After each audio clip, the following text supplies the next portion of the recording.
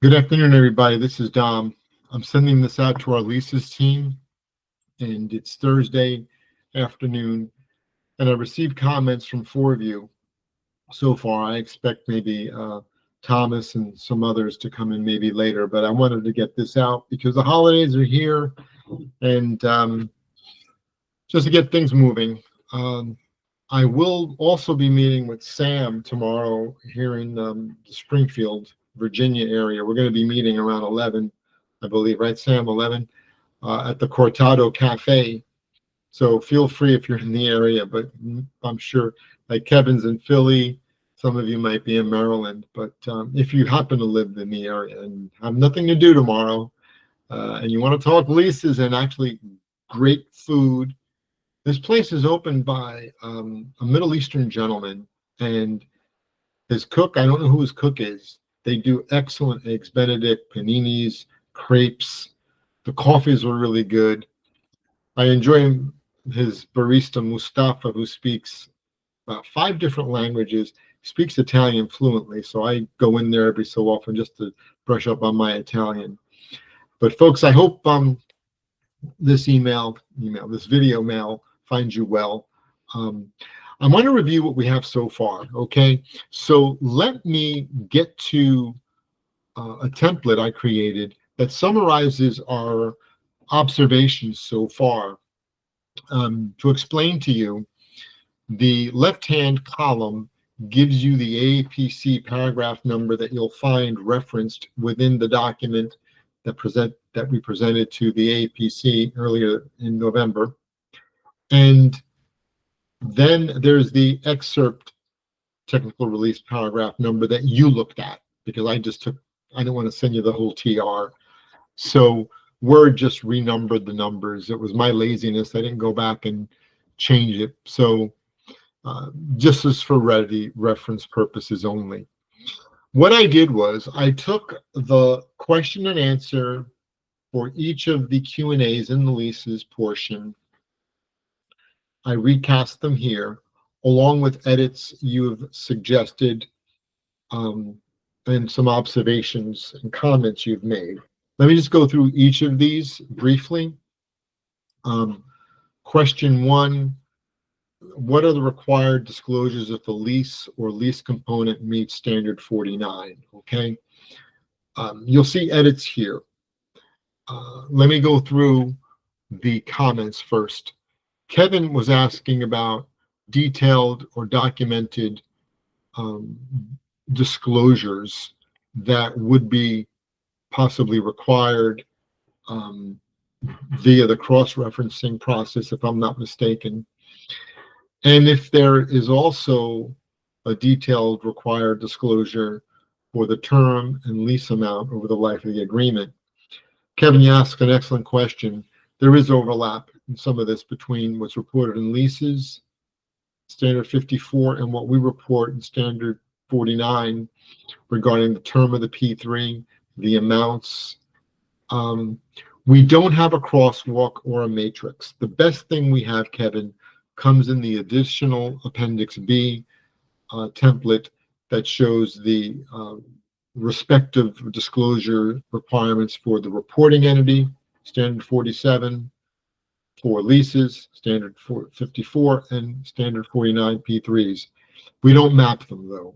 I think it would be very difficult to get that wiring right. But if I'm missing your point, please let me know. Christy asked us to just do some geographical movement of some language, which I did. The second paragraph, for example, was moved to a footnote. Let me show you. That would be down in here. So that's just a footnote. I think it's fine to add that or to move that. And then the second sentence, we would not leave as a, straggling, incomplete paragraph. We would move it to the first paragraph. Not a problem. Thank you, Christine. Maribel was okay with this Q&A. Sam made the suggestion that we delete any references to materiality because standards are only to be applied to material events, transactions, or circumstances. So she's right. It's superfluous. We took it out, okay? was kind of due to my paranoia, because Mr. Dacey initially 12 years ago, with passage of the standard, really wanted to emphasize materiality, and I kind of placated that and said, maybe if I do this, he'll, find it more palatable. But you're right, Sam, you're right. It's got to come out. The other thing Sam noted was, in my initial pass, I changed the quote from paragraph 23, actually, in standard 59. I changed the word integrated to coordinated, because that's something else GAO wanted to see, that we coordinate disclosures, just not integrate them, but coordinate them. I guess he feels that if you integrate them, you will, eliminate a disclosure, but coordinating, you would just kind of work them together with one another. So Sam caught that mistake. That word needs to be there because we're referencing the paragraph that uses the word integrated. Remember, we went from harmonizing disclosures to aligning disclosures, now to coordinating disclosures. Standard 49 talks about integrating. It is all an attempt to try to explain what integrating means, okay? I know, but should be prima facie, really isn't. Okay, then Sam has a question about Appendix B. We're going to meet tomorrow because she thought it would be better to discuss her concerns with Appendix B in person, as opposed to putting in an email or into the comment box. So I've got that highlighted, okay? So that's our first Q&A, okay? Not too bad. It seems to have survived. The second Q&A, excerpt technical reads paragraph 1415 that you looked at. Here, Christie simplified the question. We went from, if a lease or a lease component under 54 is included in the P3 arrangement or transaction, how might 49 and 54 disclosures be coordinated? Christie just asked the question, how might standard 49 and 54 be coordinated? Okay, I think that's great. It's clear, it's elegant. Kevin, again, is asking the question about the level of detail regarding the term and lease amount. And are we losing anything, I think, in the answer, or should it be in the answer? There, again, 54 covers those requirements, and to the extent that leases are used in a P3, paragraph 24 of the standard 49 P3 standard requires us to also disclose length of term and amounts, okay? So, Kevin, again, if I'm missing a point, please let me know, okay? Now, here, Sam is suggesting that, well, she's given us alternate language. This, for example, I believe was Christie's suggestion to kind of just take out the for example language, that the P3 note may disclose that the lease is recognized as a lease asset and liability, and disclose the amounts related to the P3 and reference the related lease note. Alternatively, the reporting entity may discuss the related P3 lease disclosures, et cetera, et cetera. She wanted to simplify that. So what Christie is suggesting is a P3 note may discuss the specific related P3 lease disclosures, okay? So you could have a P3 note talking about leases, got it, or, Christie says, discuss the P3 lease disclosures in a lease note that is cross-referenced to the P3 note. Keep it simple, Dom, I guess is where Christie's coming from. Sam, on the other hand, also takes a stab at this, and I think her inclusions, or additions, I should say, in yellow are really worthwhile, and we should look at it. She basically keeps the language as we initially wrote the answer. She does not delete the for example. What she does, though, say is that lease disclosures under 54 may aggregate information about a lease portfolio and therefore may not sufficiently include. I like that add, okay? Then further on in the, for example, that Christy would have deleted or did delete, Sam's keeping it in, saying, look, for example, the P3 note may disclose that the lease is recognized as a lease asset and liability, right? We got that. That kind of makes sense, that the P3 note say, hey, look, we've already measured and recognized this stuff, and it's on the balance sheet, okay? Then she goes on to say, to disclose the amounts related to the P3 specifically, meaning give me the amounts that are assets and liabilities related to the leases that are used in a P3. So specify them is what she's saying. I think it's a nice addition. It's targeting. And this, I think, is getting back to Kevin's point, at least in part, right, Kevin? At least I think that's what it's doing. And reference the related lease note. Okay. Alternatively, Sam writes, the reporting entity may include the required P3 disclosures for P3s that are also leases in the lease note. Okay, so now you can have disclosures of P3s in the leases note. That's cross-referenced back to the P3 note, such that the lease note clearly delineate amounts related to the P3 arrangements. These are really nice adds. I actually like them. I think it's really good. I don't want to bias you folks, but I want you to look at this again, both the revised Christie version and the revised Sam version. Let me know what you think. Okay. And keeping in mind what Kevin's asked, because Kevin is kind of alluding to some of this wiring, I think. So I think, Kevin, you would probably prefer Sam's version, I think. But again, why am I leading the witness? You folks are smarter than me.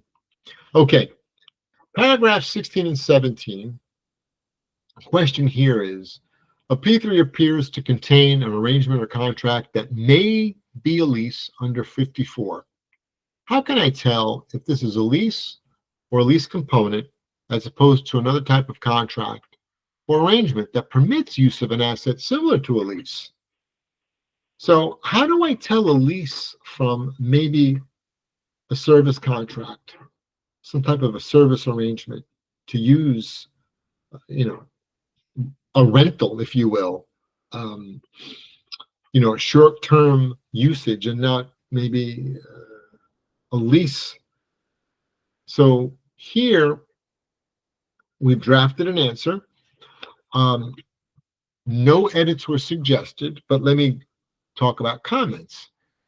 Kevin believes that should be replaced with must. I believe, though, when we use the word should, it's considered presumptively mandatory like must would be. So I don't think we would use must. Typically, FASAB stays away from that. Should is a softer way. It's kind of like the Southern way, Oh, bless your heart. You know how the Southerners are. They're just so sweet and nice, even when they're being mean and tough. So at least that's what they tell me. So we say you should consider as opposed to you must, okay? But they basically mean the same thing. Now, if you disagree and you agree with Kevin, let me know. But I think we want to stay away from the word must. Regarding SCAs, the example of the service concession arrangements that we give in this answer, Kevin believes it's okay and that it provides clarity. Now, Christy, on the other hand, thinks we should remove the Q&A in its entirety because it relates to TR20, which is a leases implementation guide. Now, Christy says, look, if you're going to keep the question in, take out the SCA. I don't like it. Christy can tell us why when we maybe meet or via email. So that's interesting. I like the idea that, we just, instead of avoiding the question, we answer it by pointing back to TR20. I think that makes sense. So Christy's point there is well taken. I don't understand the SCA one because as you go on, to look at the comments, Maribel now, as you see here, she basically says what Christy does. Look, we've already addressed this in leases. Why are we doing it here? But again, she addresses SCAs, but contrary to Christy, thinks, like Kevin, it's a good add-on. All right. Now, do we need to keep it if we only refer to TR20? Probably not. But if we keep the answer the way it is, it looks like, the SCA should stay, according to what I'm seeing here as a consensus, because initially I thought it was beneficial. But I'd like to hear from Christy why she might think it's not. Now, Sam, on the other hand, also along the lines with Maribel and Christy, would remove the Q&A because it's specific to a lease. So again, I think in this case, it looks like we might have a majority agreement to just eliminate the question. I personally, staff, I don't know. I think I'd veto it and say, folks, let's just refer to TR20, because at least we're answering the question as opposed to not answering it. So I don't know. That's what I'm thinking. Okay. 18 and 19, question 18 is, what characteristics should be considered to help distinguish a lease only meeting 54 versus a lease meeting both 54 and 49? So basically, how do I tell the difference between a plain vanilla lease and a lease used within a P3? Again, no edits were suggested to the language. Kevin likes the language as is. Christy recommends reframing the Q&A to focus on the risk-based characteristics. Those would be those in paragraphs 20 and 21 of the standard, the conclusive and suggestive. How we do that, I'm not so sure, okay? But it's a good idea. The answer here, though, I think is very simple, and I kind of like the answer. I'm along with Kevin on this one, that a lease arrangement or transaction meeting 54 and 49 will typically be a bundled lease and meet one of the characteristics. So, one of the conclusive and some of the suggestive, right? I don't think you get any simpler than that, folks. But again, I want this to be as much of a consensus document as possible. So that's where I go. I mean, should we simplify the question? Maybe we can. But I like the answer. I think the answer is straightforward. Maribel thinks get rid of it because we're addressing this in 49. Well, yes, I see what you're saying, Maribel, but again, it's a question that's come up. And I would like to address the question as opposed to just saying, well, they should know better, or we've answered it before. Yes, you're right, we have. So let's point to where we've answered it before, right? Which is what I think the answer does here, because we point to the exemption in paragraph 15b, where unbundled leases are excluded. Sam thinks we should also remove, but again, I don't think so. But folks, look at it. The last question dealt with energy savings contracts, and my poor use of grammar. This and or messed up this whole question. I didn't catch it. Thank you. Can I use excuses? I sure can. English was my second language. I didn't learn English until I was like 8 years old. But, that was like a little while ago. I should have known better. So shame on me. And I want to thank Maribel for rewriting the question. Look at what Maribel did here. Here are P3 arrangements under energy savings performance contracts and utility energy service contracts considered leases. Perfectly done, Maribel. So she reframes the question. I like that. Now the answer, or so I go down specifically to Sam's comments, she says, let's edit the question, and she wants to get rid of this such as or such arrangements, all this, right? She wants to get rid of that. Because it's lease specific, okay? Again, she's saying, I believe, right, Sam, stay in our swim lane. I get it. I get it. We're just trying to give the reader an idea, but I think you make a valid point. Sam makes a valid point here. Maribel, let's see. I think you say the same thing, don't you? I think, Maribel, I would rephrase the answer to remove the analysis. Now, this is what I don't understand. I had this in red, Maribel.